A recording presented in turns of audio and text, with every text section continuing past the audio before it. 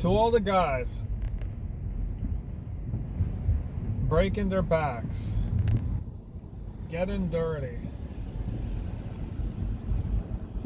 getting soaking wet, having your boots filled with water, and looking miserable and feeling miserable at the end of the day. You're not alone.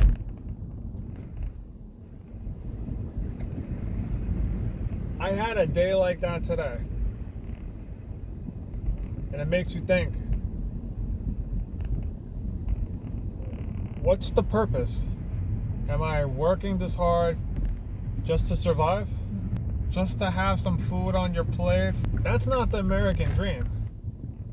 The American dream used to be back, I don't know how many decades ago, a man with any good blue-collar job, a mechanic, a electrician, a plumber, a roofer, a bricklayer.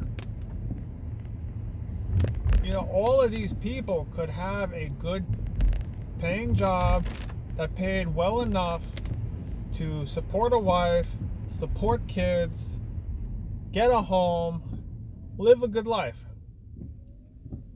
And now it just feels like I had a day today that just feels like you're working hard with barely any reward. And sure, you're surviving,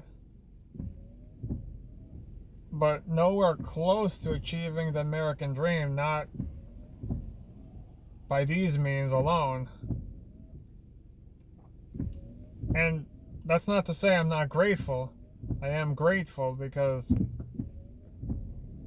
God knows that there's tons of people out there that are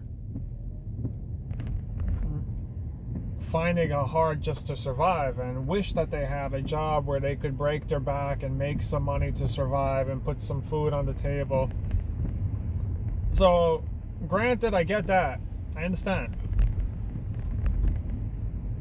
But if you work hard and you get that and you're trying to find something better, you're trying to get a taste of the American dream from how many decades ago, I don't know where you're going to find it. I don't know if it's possible to be found, short of winning the lottery or inheriting money from your family or inheriting money from a distant relative or just having a lot of family that can pool money together. But besides that, if you're really starting from square one,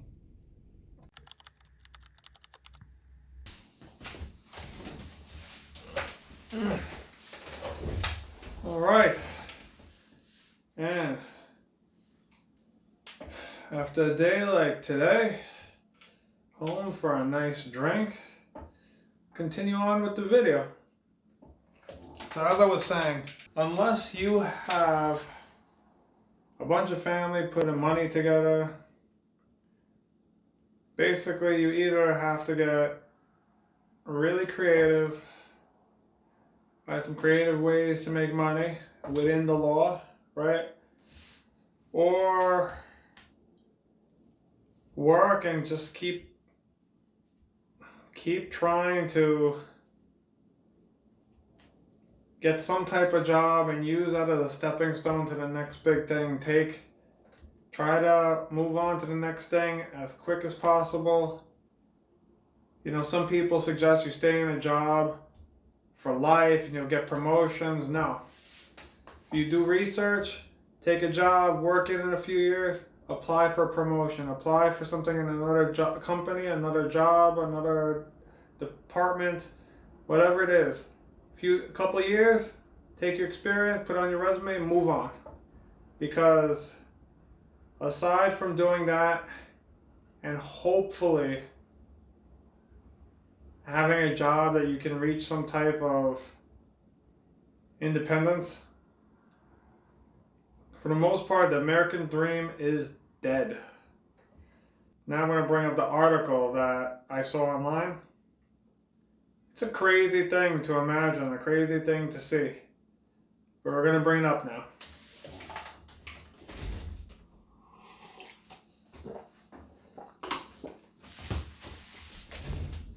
Okay guys, so this is a quick review of an article I found that just really just emphasizes the fact that unless you really push yourself to succeed over everyone else, I'm talking about everyone else, and find something to make yourself, make your bank account blow up.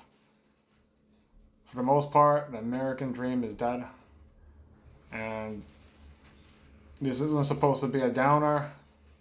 It's just a fact. It's something you just need to live with and deal with and know, so that you can work the best way possible and move forward to try to achieve your goals. So let's take a look. All right.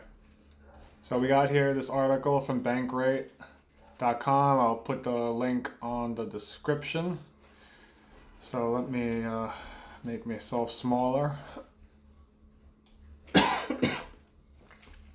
So we got here study from real estate. Americans need a six-figure salary just to afford a typical home in nearly half the U.S.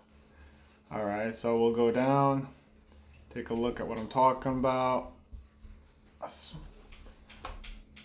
Okay, so you got the article. I'm not gonna go into all of it, but it basically says an annual income of $110,000 plus is required to buy a medium price home of $402,000, plus or minus.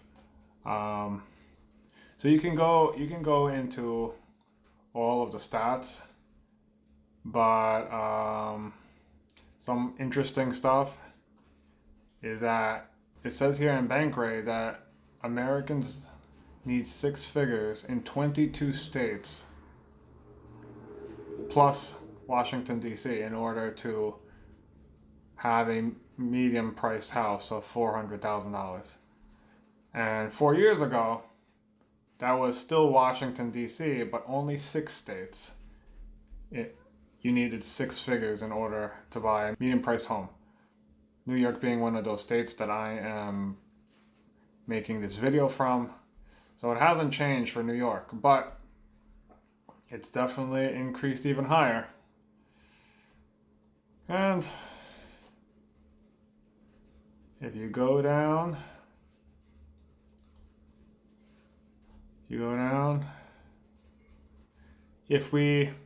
for some reason they don't specifically talk about New York here, but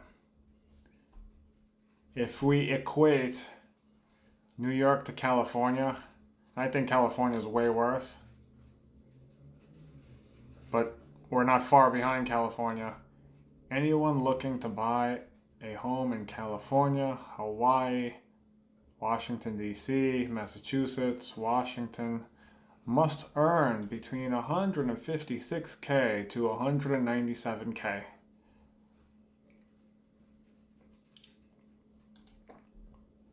That's just sick compared to 2020, when you can see right here, you need about $110,000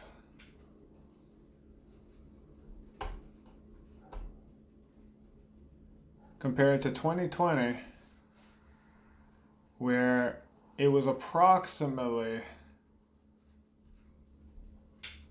somewhere in the area of $75,000 to $80,000 income. You could get a $400,000 house.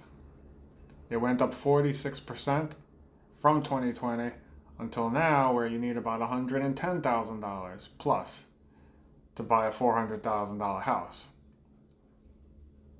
So in that time,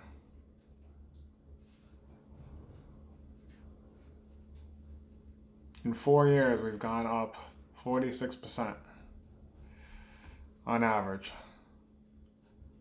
So start hustling.